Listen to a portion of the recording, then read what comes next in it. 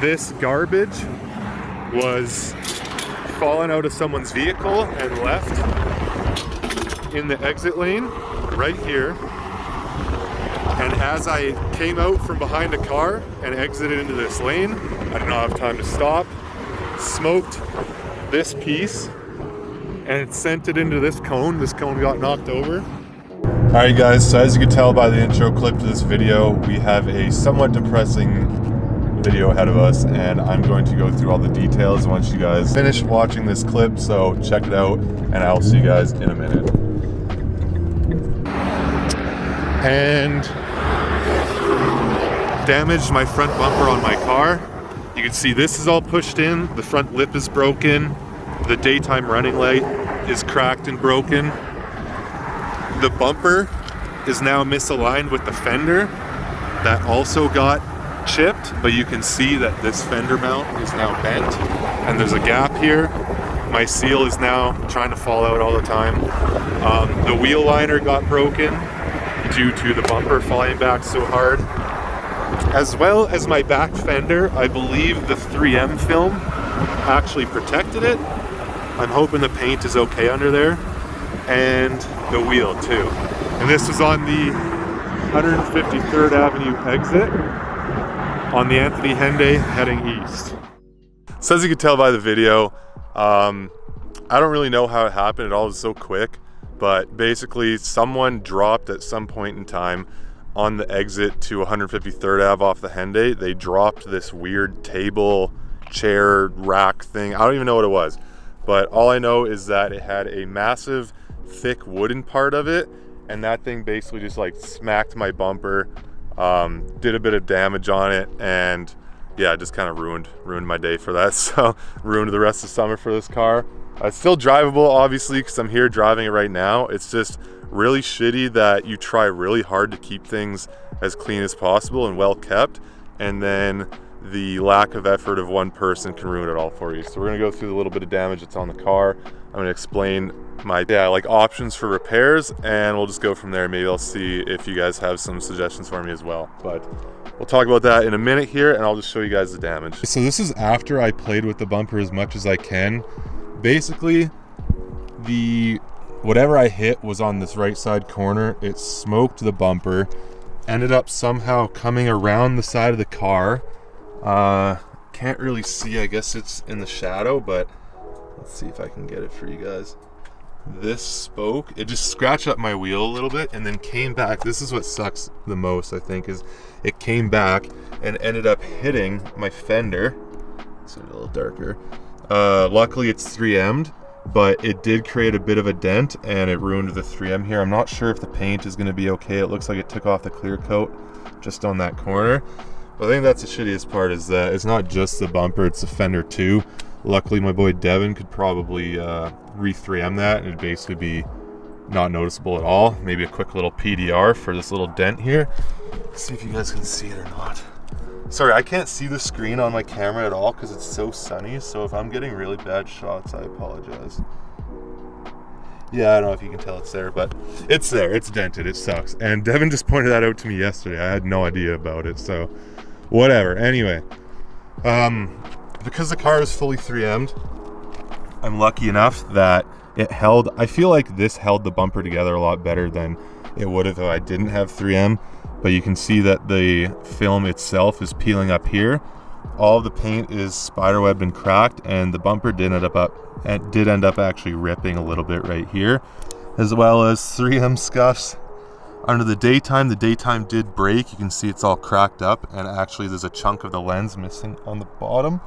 So that's disappointing because these things are not cheap. And yeah, just around the daytime running light, chipped. Oh, there we go. There's some chipped paint still stuck to the 3M. RIP. And yeah, just all the way around. And I didn't notice either, but up here is all spider webbed. Let's see if you guys can see that at all. Probably not. I parked in a terrible spot because I'm just casting shadows on the car. But yeah, it's pretty much all spider webbed around here. Where the bumper mounts to the fender, the little tab back there, I tried to push it up as much as I could, but this is still a little bit loose and there's a bit of a gap here. Not much I could really do about that. I believe Yeah, it did cause a little bit of paint chipping here, right where the film ends, so that's unfortunate. And then, yeah, right there. And then the only other thing was it popped the fender liner out and ripped it a little bit, but luckily that's not a big issue. I popped it back in and tried to put as many clips as I could back into that. And the last thing is just the front lip. Now the mounts, I believe, are broken in some of the spots. That's why it's kind of, I can't really get this to line up anymore. And that's why this is all detached here. It should be, there shouldn't be a gap there, and this should line up nicely, but I guess that's not gonna happen anymore. Now it's hard not to do anything but laugh at this point, because like when it first happened, I was extremely pissed off, and I don't know, like I was just trying to be a good guy and take Jacob to the airport, and apparently you can't do that shit anymore because people just leave garbage on the Henday and on the highways around Edmonton. It's not a uncommon thing, because literally like 3 or 4 days after it happened, my friend Kale texted me a snap of a whole dining room set, like chairs and table, that just someone dropped on the fucking Yellowhead on their way to the dump or moving it. I don't know what they were doing, but it's a common theme here in Edmonton of people just not securing their loads properly and then just dropping it and not knowing either. That's another thing, is people don't pay attention at all here. So yeah, what do you do? Like I explained in the video, I was behind a fairly large vehicle and the exit lane just opened up. So just out of habit, I shoulder checked, I was looking around, and then when I switched lanes, it just all happened so quick. I had no time to stop, and I wasn't able to swerve back because there was traffic. So I hit that shit going 100 kilometers an hour, and yeah, my GTR had a bad time in the process. So also, I found this kind of chill spot that I think I'm gonna start filming more videos at. My garage is really gross inside, and we're doing a bunch of home renos right now, so there's a lot of garbage and construction materials in there. So I think until it gets too cold, I'm gonna come out here and do videos. Someone do a burnout and the pavement like came off? Oh yeah, when you do a burnout, asphalt will peel up because it's just like tarry stuff, right? So when it gets really hot. Obviously people come here in Hoon, there's a lot of marks. Yeah, there's a lot of different marks. It's a pretty dead road, like it's all just kind of industrial buildings here. But yeah, there's lots of chunks out of the pavement. But yeah, getting distracted. Yeah, this is a nice spot though. It looks good. The lighting's nice. Might have a nice little thumbnail here, I don't know. Anyway, getting back on track, what are the repair options for this unit? I will tell you right now, I will not be going through insurance at all for this. When I talked to them, I kind of let them know the situation, and they would have to do a full investigation, which I understand. And unfortunately, I didn't have a dash cam yet, and I still need to buy one, but this has inspired me to buy one sooner than later. But basically, they said that depending what happens, it could be an at-fault incident because the object was stationary, which to me just blows my mind. Like, if there's something that's on the highway that's not supposed to be on there, and you just can't stop in time to hit it, or to not hit it, I don't know how that's an at-fault incident, but I basically told them that's kind of a scam, and she even compared it to like losing traction on ice and then hitting like a light post. And I'm like, how is that the same thing at all? I was driving the speed limit, I was in control of my car, and I don't know, it doesn't make any sense. So between that and the fact my deductible is high enough that I could probably just pay cash to get it fixed and not have a hit on my car's Carfax, yeah, that's just not an option anymore. The other two ways I'm trying to go about this is I did find a line on a deep blue pearl front bumper. It's a DBA bumper, so exactly like mine. It's got an aftermarket front lip on it, and the guy said that he would sell it to me once he parks his car for winter. So I wouldn't have it for at least a couple months now, or I guess a month or so, whenever he decides to park it. Only issue with that is I don't know. He hasn't given me a price on the bumper yet, so I'm gonna have to try and figure that out. And the only other third option I can think of, or I guess no, there's one more after that. Third option would be take it to a shop and get them to just repair any issues if they can. And I would buy a new front lip. I would get them to repair this bumper and repaint it. The only issue with that one is the fact that paint matching this color is probably extremely brutal. So that's probably going to be kind of a shit show. And repair costs, I believe I was quoted $1,500 to $2,000, and that's without a new daytime running light. That's just bring them the bumper, they repair it and fix it up, and then repaint it. And then on top of that, I would still have to pay to get it 3M'd again and pay for new lips. So Obviously this car's not going to be cheap to repair, but if I can avoid that, I would like to. Last option, very cheap option, well not very cheap, but fairly cheap, is because winter's coming up, I could remove the bumper, repair it myself with some friends, get a new front lip from the previous owner who's nice enough to sell me a brand new OEM front lip for $160, which is an insane deal because I believe the mounts on this one are broken, so I'd have to replace it anyway. And I guess there's some damage on it too, like, sorry, kind of getting distracted here.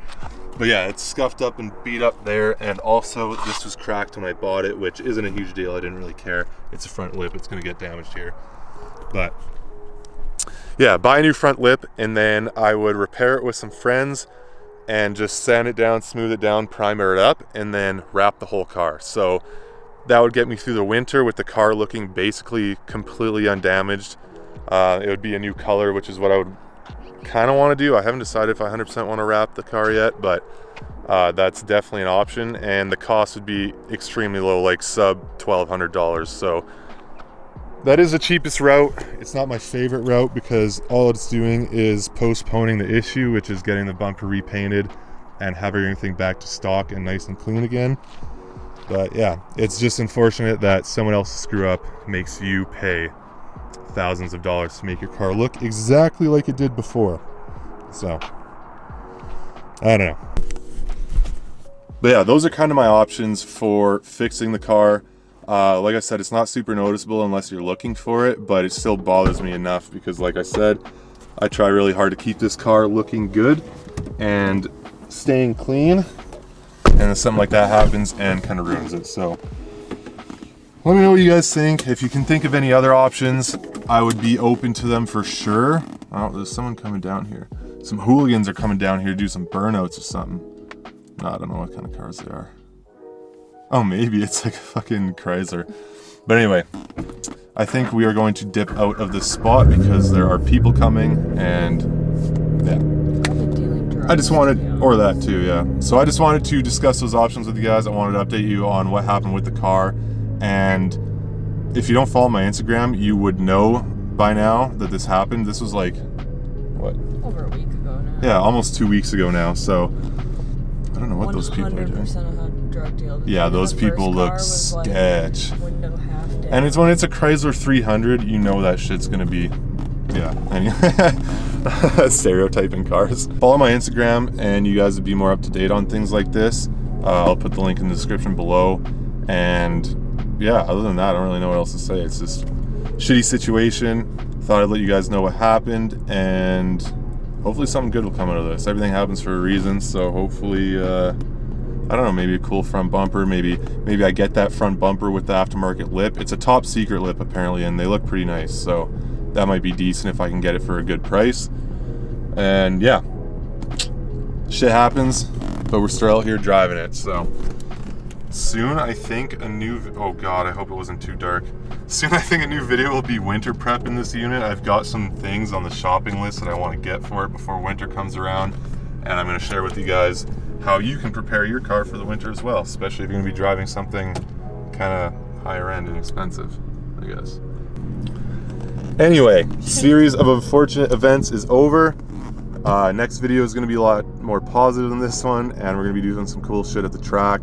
Unfortunately not in my car because, well, my tires are toast and I have to spend money on other shit, so I don't really want to be running it hard right now. But yeah, I appreciate everyone who's stuck around and listened to the entire story / rant that I went on. Oh, this is gonna get shaky. No, that's fine. And yeah, if you're new to the channel, I have my whole playlist of all my GTR content from the day that I bought the car back in May. And stick around because the build will not be stopping over winter. There's not much cool stuff I can do to the car in the winter anyway, but we are definitely going to be having some fun with it. That's a nice Porsche. Because I don't understand why people get so confused when I say I'm going to winter drive this thing. You pay this much for a car, you're going to want to drive it all the time. And an all-wheel drive beast like this in the winter, it's just going to be a good time. So stick around for that, and we'll see you guys in next week's video. I'm going to try and hold this and not crash.